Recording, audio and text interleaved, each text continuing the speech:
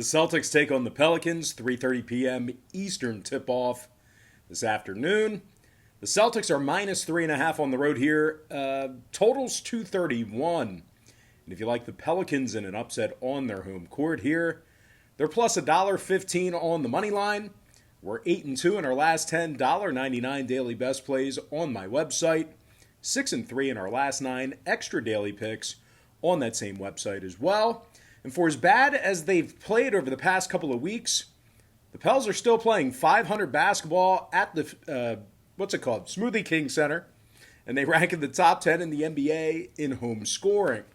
Zion Williamson's leading the team with 25 a night, along with 6 rebounds and 3 assists. Meanwhile, Brandon Ingram scoring over 23 a game himself, along with 5 rebounds and 4 assists as well. The Pelicans are in the top 3 in home offensive rebounding, and they also lead the NBA in defensive rebounding also. They're taking on a Celtic team who's got a losing record on the road this year, and they cover just 37% of their road contests. The Celtics have lost 5 out of their last 8 ball games, and they're in the bottom 10 in the NBA in scoring on average per game. Now, total-wise, Boston saw 3 out of their last 5 ball games stay under the number, 6-4 to the under in their last 10 meetings with the Pelicans. And for as many overs as New Orleans has seen this season, they also saw games with Memphis and Indiana stay under the line within the past few weeks or so. So with all that in mind, I'm going to lean toward the underdog New Orleans Pelicans plus 3.5 and the under 231. Next matchup, Sixers versus the Raptors, 7 p.m. Eastern Standard Time. The Philadelphia 76ers are minus 3 on the road. Numbers 223.5. Now, Philadelphia's got a losing record on the road this season. Just 5-10 against the number when they travel, depending on where you shop at. Philly's in the bottom 10 in shooting the 3 ball away from home. They're also in the bottom 5 defensively in second quarter points allowed.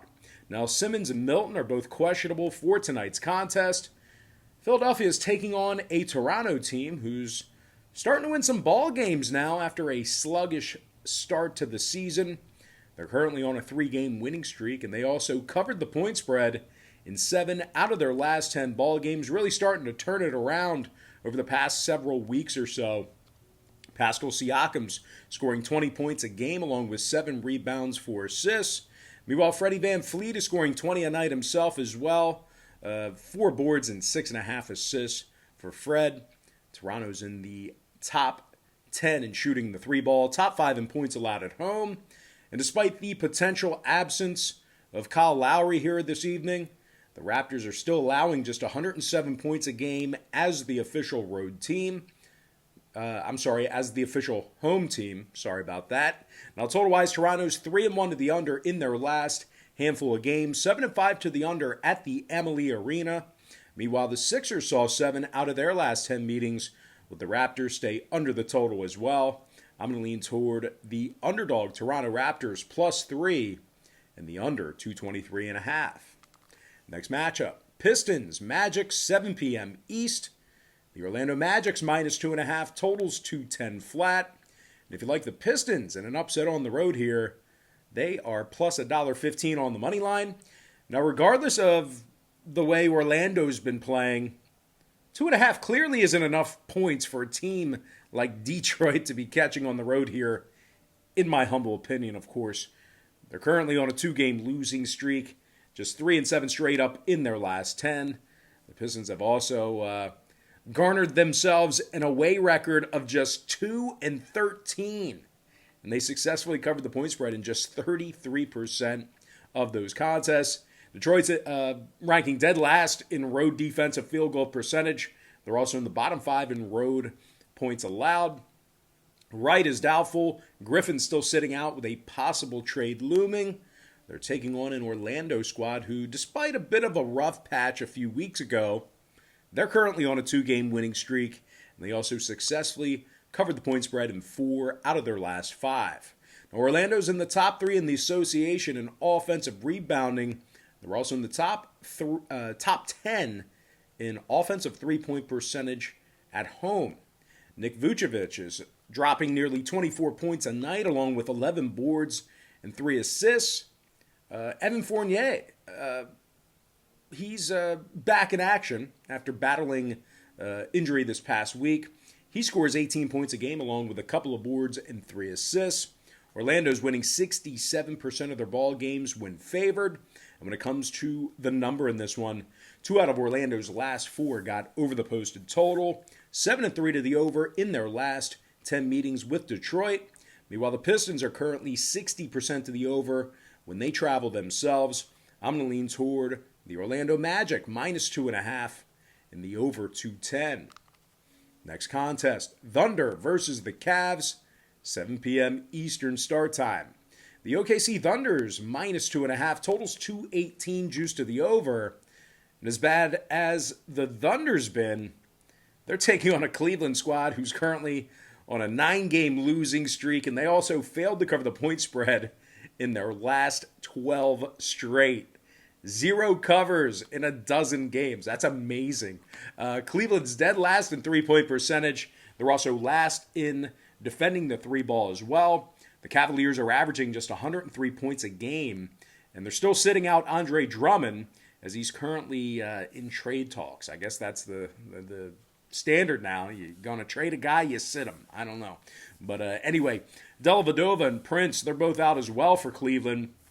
They're taking on an OKC team for, as bad as they've been playing, they still have covered the number in 6 out of their last 10 ball games. OKC's also 11-5 against the spread when they travel, and they rank in the top 10 in points allowed on the road.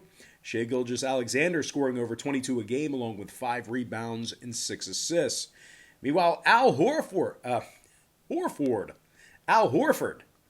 good old Al. Old man Al Horford. He's scoring nearly 15 a night himself, as well as 6 rebounds and 3 assists. OKC holds their opponents to just 32% shooting from beyond the arc on the road. When it comes to the scoring in this one, 4 out of OKC's last 5 stayed under the number. 9-7 to the under away from home.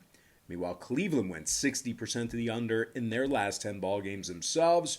They're also 60% to the under as the official home team.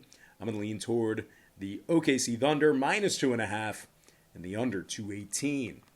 Next matchup, Timberwolves, Knicks, 7 o'clock East. The Knicks are -3 at MSG, totals 216.5.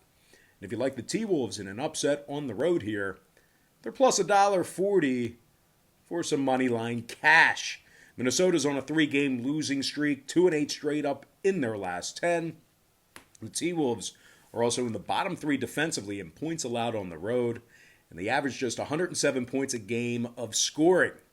Minnesota's also been victorious in just 3 out of 15 road games. Horrible road record. They're taking on a Knicks team who's won 3 out of their last 4 themselves. They also went 6-2 against the spread in their last 8. Good for 75% during that stretch.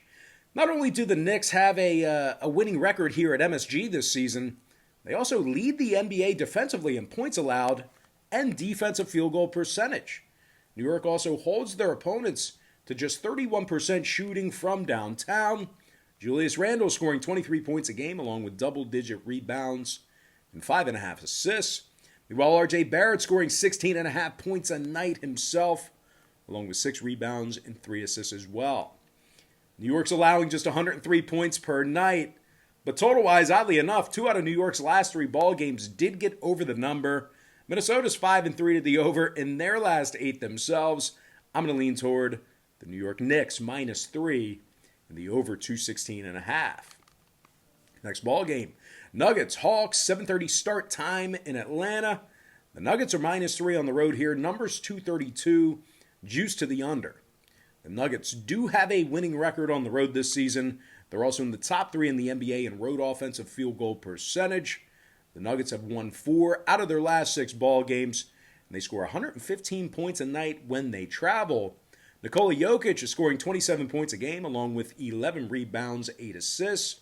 Meanwhile, Jamal Murray's scoring nearly 21 a night himself, as well as 4 rebounds and 4 assists.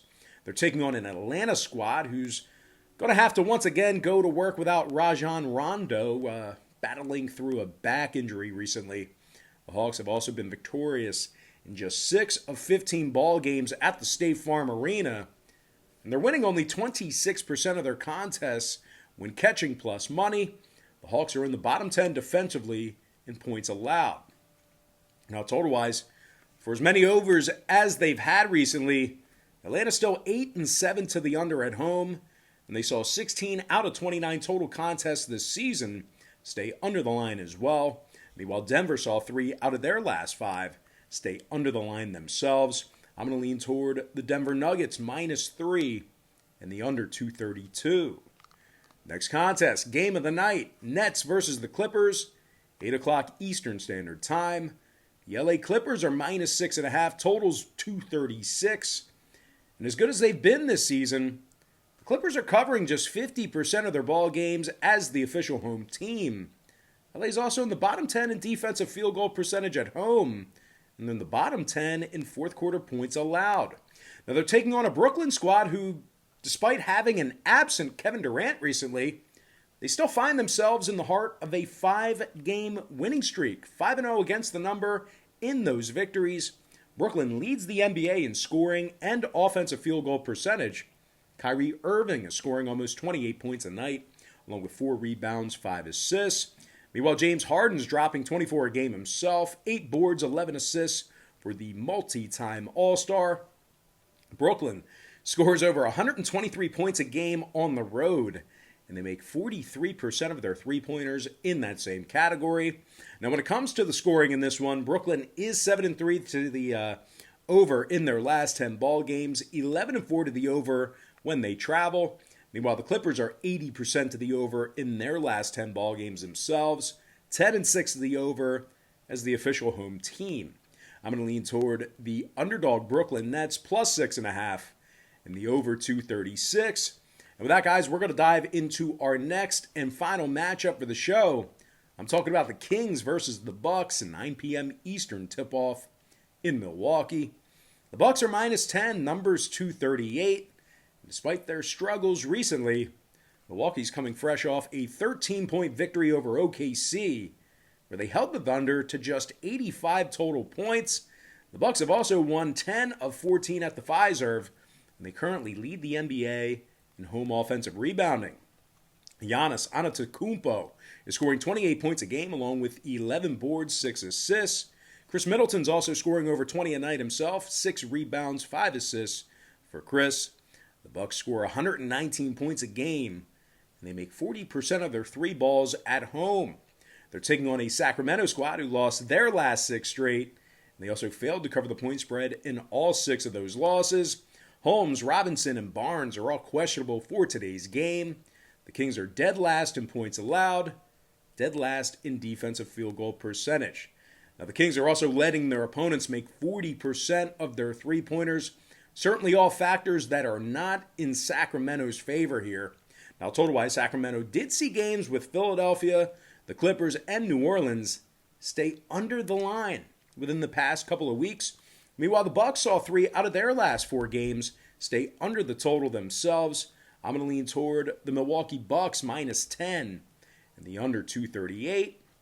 And with that, guys, we're going to dive into our quick pick recap. I like New Orleans +3.5, under 231. Toronto Raptors +3, under 223.5. Orlando Magic -2.5, over 210. OKC Thunder -2.5, under 218.